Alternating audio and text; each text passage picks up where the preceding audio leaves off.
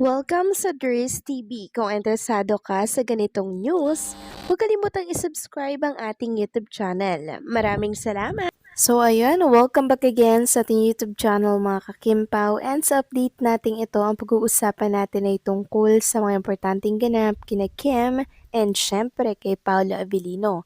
Pero bago po ang lahat, maraming salamat sa inyong patuloy na pagsuporta at pagsubaybay sa mga daily update natin. Kaya naman bilang pasasalamat, narito po ang ilang mga napili kong komento patungkol ito sa naging previous update. Unang komento mula po ito kay Ginang Marlene Acorda. Sabi niya parang baliw tong ibang fans ng Kim Pao. Malikot ang isipan kung ano-ano na lang ang sinasabi nyo kay Paulo. Masyado kayong selosa. Artista sila.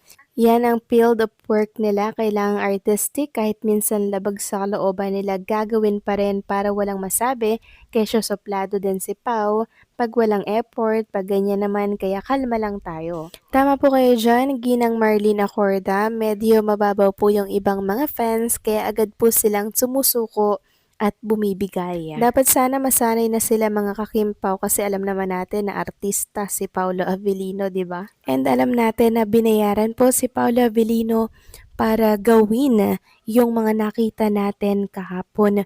Parang may nabasa ako na nasa milyon di umano yung binayad kay Paolo Avellino. So mataas-taas yung TF mga kakimpaw.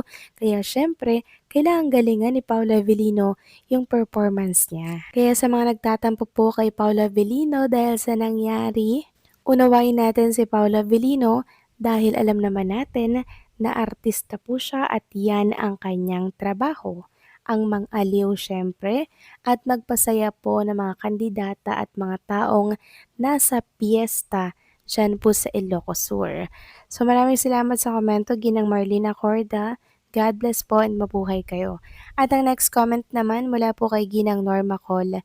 Sabi niya, there's good evening sa'yo. Pag-usapan natin yung tungkol kay Paulo sa Ilocos. Okay lang dahil yan ay trabaho nila.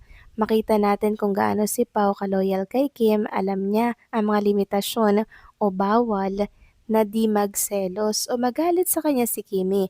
Alam ko di magagawa ni Paulo kay Kimi kasi mahal na mahal ito. Please magtiwala lang tayo at ipagdasal natin sila. Iwas sa mga temptasyon, lalo na si Paulo. Wag sana. Mahal na mahal ko si Kim. Ayokong masaktan siyang muli. Lord, salamat. God bless us all and Merry Christmas. Maraming salamat po sa komento, Ginang Norma Col.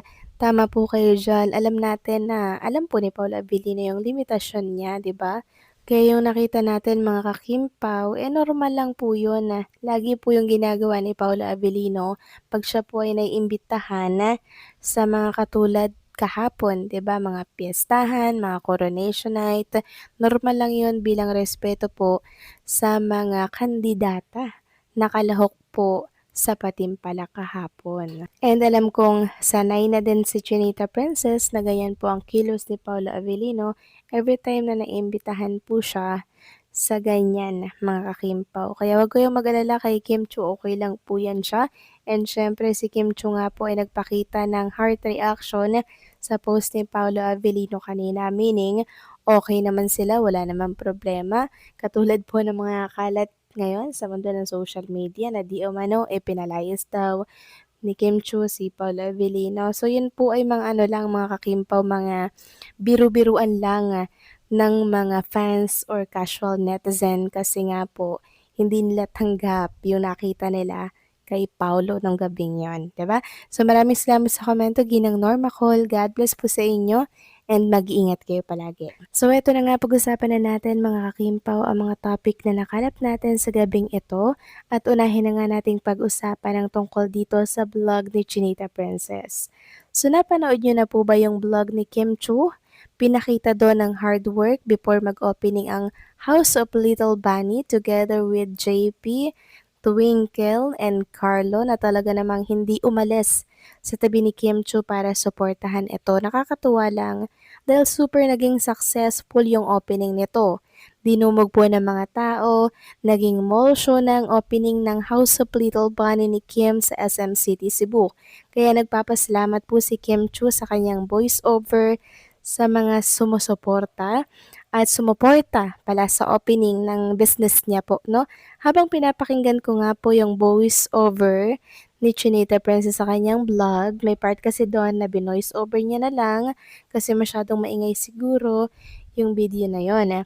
So may part doon na parang gusto ni Kim Cho na maiyak. Ramdam ko yung kalungkutan niya dahil na rin siguro marahil sa problemang kinakaharap niya.